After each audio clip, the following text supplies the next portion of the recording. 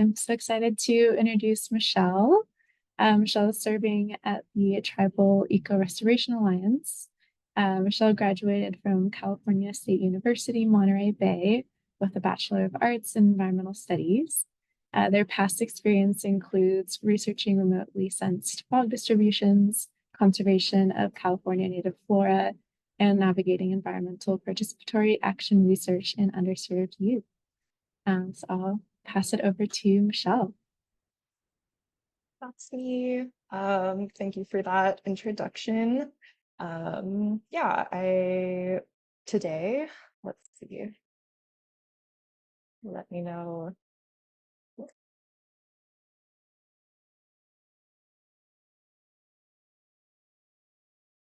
Here we are. All right. Well, hello everyone. I'm Michelle, and today I've prepared to you a collection of stories to give you my year with the Tribal Eco-Restoration Alliance. So enjoy. Here's just a quick little table of contents for you all. So I am broadcasting to you today from Lake County in this lovely 109-degree weather that we've been having for the last week. Lake County, you know, when you look up the statistics on Census Bureau or whatever, the demographics are kind of jarring. And that was my experience 11 months ago. What was I getting myself into? And in a nutshell, Lake County, it's a very rural community. It's 93 people per square mile. And for reference, the city of Berkeley is about 12,000 people per square mile. So yes, very, very small. And it's also one of the poorest counties per capita in California, with about 11.5% of people living in poverty or beneath the poverty line. That being said, what it doesn't have in wealth, it has in cultural wealth. And Lake County is home to 7 Pomo tribes, which are some of the oldest indigenous groups in Northern America. And I'm proud to say that we work with 5 of them here at the Tribal Eco-Restoration Alliance. You know, Lake County, it's a predominantly white community, and there's a lot of, you know, it's a mixed bag between political spectrums. That being said, you know, Lake County, it's more than the sum of its parts, and that's something that I've come to discover since my time working here. And that's a great segue into my first story. And, you know, imagine Kat and I, my co-fellow and I, second week into our into our fellowship, and we're both in our GrizzlyCorps regalia, Berkeley branded, and we're at a workshop. In comes Tomasio Anderson, this gentleman right here. He's our nonprofit's board chair and also Scotts Valley Band of Pomo Indians member. He comes up to us and he's just like, "Who are you guys? Like, actually, who are you guys?" And you know, when he asked that question, I knew it spanned deeper than the elevator pitch that I had practiced so hard a couple weeks prior at orientation. What he was really getting at was, you know, you're coming from an institution like Berkeley, who has historically, you know, harmed Native communities. Who are you and how are you going to show up for us? And he left us with this really, I don't know, it's stuck in my mind as a really core pep talk. And there's a movement trying to figure out how to combat climate change, and agencies are looking for help, especially from Indigenous people. We're able to be here for 13,000 years without destroying the environment. Before, our voices weren't heard. Now people are asking us questions and trying to hear us. When he said that, my heart immediately dropped, and I was like, oh my gosh, who am I? Am I going to be able to show up for this community? And he gave us a piece of homework, and he said, read this book, The Scandal of Cal. He's like, you're representing them, but you can do so much better than their past. And he said, also recognize the traumas of this area, not only just ecologically, for example, with the Wildfire here, which you can see the bottom right corner, but also the Bloody Island Massacre, which wiped out the majority of Pomo populations. And yeah, getting to know those pieces really set up the frameworks that I had going throughout my service year at Terra. Um, and with those cultural and ecological sensitivities in mind, I'd like to introduce my host site organization. The Tribal EcoRestoration Alliance is an intertribal nonprofit based in Upper Lake, California. And we're a cross-cultural, multi-organizational collaborative that works to revitalize ecology, economy, and culture through Indigenous-led stewardship. Through partnership, we're working together to form a vision of healing our land and communities. These 3 counties that we serve are the traditional lands of the Pomo, Lake Miwok, and Wapo peoples. And through our lake ecocultural treks and ecocultural fire crew, we're helping heal our communities from fire suppression traumas and wildfire related traumas, while also revitalizing cultural fire practices in the area. And we're not able to do this without our Lake County Prescribed Burn Association, which is a collaborative network of tribes and also fire practitioning agencies. So with these kinds of organizational frameworks in mind, I really had to sit down and think, how do I apply my skill set, taking into heart what Timashio said. And yeah, these are kind of the 3 sections I came up with, that I was like, I think I can do this. I can help Terra meet its goal. And that's first creating a network, really fostering that relationship with tribes and also agency members in general, like how am I able to network and represent Terra and also myself. Secondly, soft skills development. This area, we're all about workforce development, bringing community members into the fire prescribed burn world, but also these are skill sets that I was learning, but I was like, oh, I have skill sets that I can also offer them. And things like GIS and communications outreach, those were in my wheelhouse. So yeah, really wanting to bring that to the Trek season and Terra programs.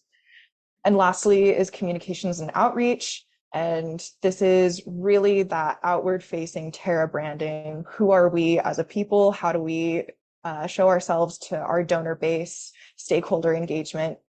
These were realms that I've delved into in the past, and I thought, Terra doesn't currently have a communications department at all. We're a small grassroots-led nonprofit, so let's get our voice out there. And that brings me to my second story. The next 3 slides are going to be little capsules of my time here at Terra, each outlining a different capacity goal. So this first one I've called Highland Springs, a vessel for traditional knowledge and equestrians. Dun, dun, dun. So Highland Springs Cal EPA grant, it's the first project Kat and I were assigned. It ran from September through March of this year. And it was essentially, Highland Springs Recreation Area, which sits in Lakeport, California. It is the traditional homes of Big Valley Rancheria and Scotts Valley Rancheria Band of Pomo Indians. And for, since, I guess, where am I going with this? With the history of Highland Springs, lots of gathering has not been able to occur there for centuries. So we essentially, with this grant, we're trying to create a cultural uses plant field guide for tribal members, create a general public trails map for the general public to be able to understand cultural plants that you can find along the trails and how to navigate this beautiful landscape. And lastly, creating a second map for tribal members with the locations of culturally significant plant communities for gathering purposes. And on my screen, you can see some of the grant deliverable outcomes and final projects or products of that grant. We have here Hamekia of Highland Springs, which means relatives of Highland Springs. This is our pocket guide for Native audiences to identify culturally significant plants. And yeah, we collaborated with Patty Franklin from Scotts Valley up here in the right corner. And Big Valley Rancheria elder Ron Montez. They worked really hard on language preservation and collaborating with basket weavers to be able to give us this breadth of knowledge. And all of these outcomes, they wouldn't be made possible without several tribal-led workshops that we hosted. And we had over 60 plus tribal communities who offered input on all of these to really make these their personal stories to share and to pass down. And I bet you're wondering, Michelle, where the heck do these equestrians come in? And for that, I will zoom in to this map right here that I made. This map, it's a trails map of Highland Springs.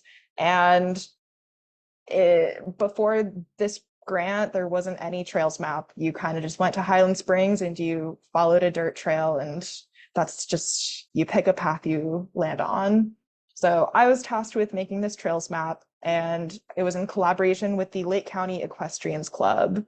Now, these women, they know each switchback like the back of their hand, and they essentially sat me down and took a pen and pencil and drew me this map and said, digitize it. So that's exactly what I did. And these names, they named after, horses that they have loved in the past or important things that you can find on trails. But, they didn't really reflect the tribal presence and history of the land. So I'm happy to say that these equestrians, and after conversations with Patty Franklin, are willing to move some of these equestrian names to traditional Pomo Trail names with a future grant coming up. So that was a success of that project. And moving right along, story number 3 is called My Host Site Put Me on the Line of Fire. And quite literally, also probably second week in, I took the arduous pack test. Petra was there, a bit of a hazing process. For those who don't know, it's 45 pounds on your back, 3 miles, 45 minutes, no running. So a bit grueling, but I'm happy to say I passed. But essentially this story, it's telling the story of the Lake County Ecocultural Treks, the fire training series that we offer to Lake County, Sonoma, and Mendocino County participants.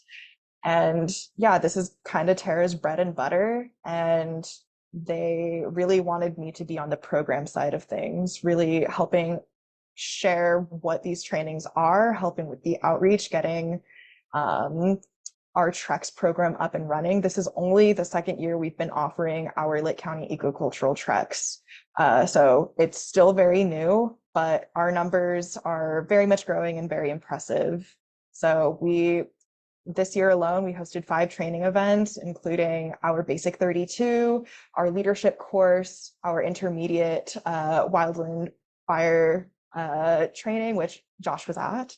And yeah, we burned 135 acres, most of which were using cultural methods of burning. So avoiding drip torches, which are typically there, but using pitch sticks instead. So we're really trying to incorporate these cultural practices, which separates us from other Treks programs.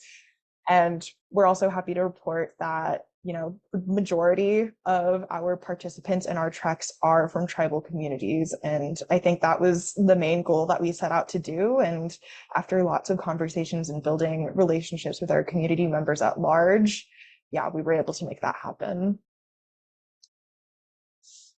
And lastly, this is our communications and outreach. So this capacity building goal really shaped my position here at Terra. I'm the communications coordinator. And as I said, prior to me being here, there wasn't any communications department.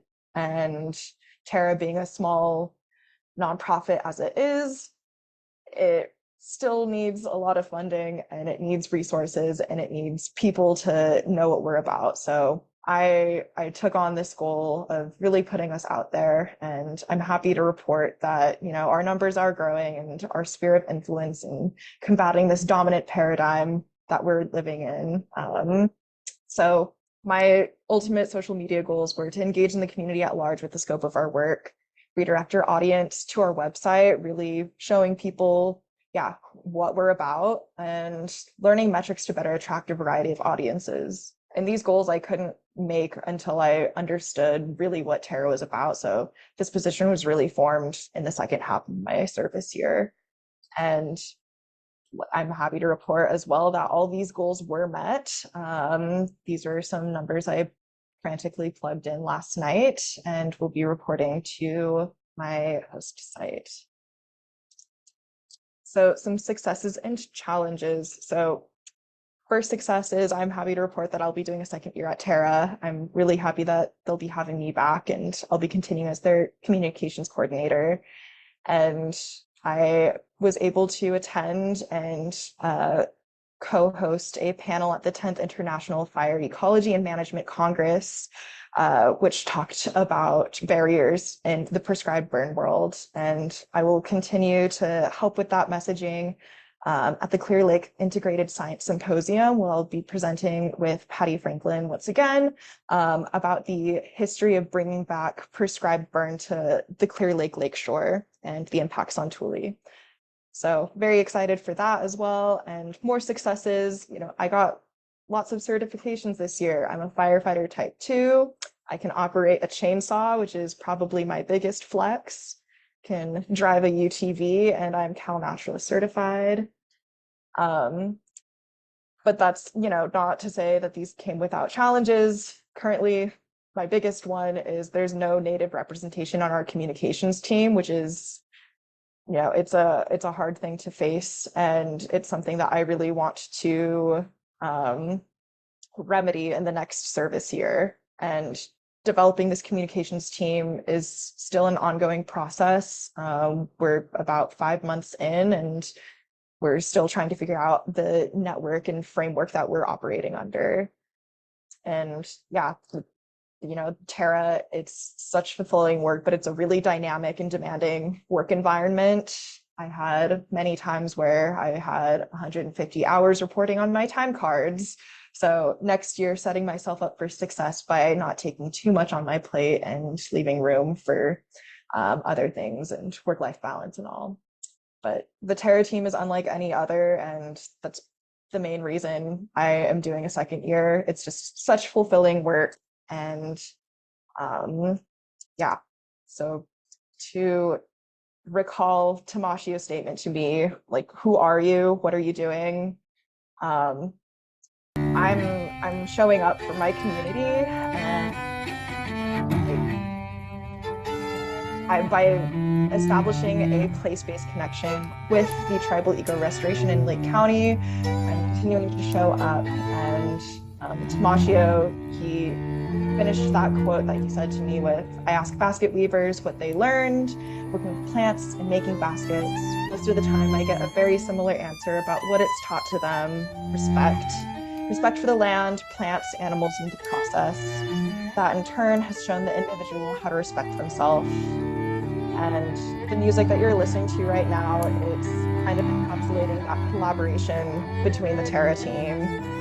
This is the Fire Music Project, an arts-based group in the Bay Area who's come to Burns and played musical instruments inspired by bringing prescribed fire back to our good lands and good fire. So here's a little video that I put together of some of our burns. And yeah, thank you for listening. And I'd like to do an acknowledgement for Tamashio, Patty, and Ron Montez for their guidance and work on language preservation. They truly set me up for success with the Terra team. All my fire mentors and ecocultural fire crew members in the community, and of course the Terra family, especially Christina Lara and Allison Segala, my supervisors, Lindsay Daly, our executive director, and Thea Maria Carlson, who will be continuing as my advisor next year with the communications team. So thank you all. Hope you enjoyed that, and hope you have some oohs and ahs for these beautiful aerial footages of our burns. Thank you so much, Michelle. This was a beautiful presentation, and great to hear about all the work you've been doing, and so excited that you'll be continuing with Terra next year. And I'm seeing lots of love for you in the chat as well throughout this presentation. Yeah, I think we have time if we have one quick question or comment.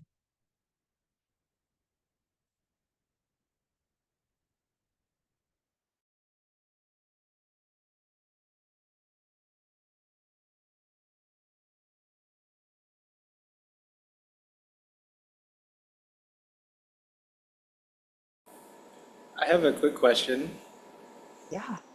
What was your answer to who you are? Um, in reality, I think I might have peed my pants a little bit, but I think I told him, my goal is to establish a long-term place-based connection with a community member. And I told him my ultimate goal, I do want to stay in the Western science world. That's where I was raised. That's my comfort zone. And eventually I want to be an ethnobotanist. But I told him, I was like, I'm not going to do that until I develop a strong communications with a community at large. So I told him I was just like, who I am, I'm just cementing myself where I can and assisting those like where I can. So, but yeah, probably was not eloquent at all. I probably was just like, I'm scared. But I can tell you now that we're on a really great relationship, and Tamashio told me that he's proud of me. So yes.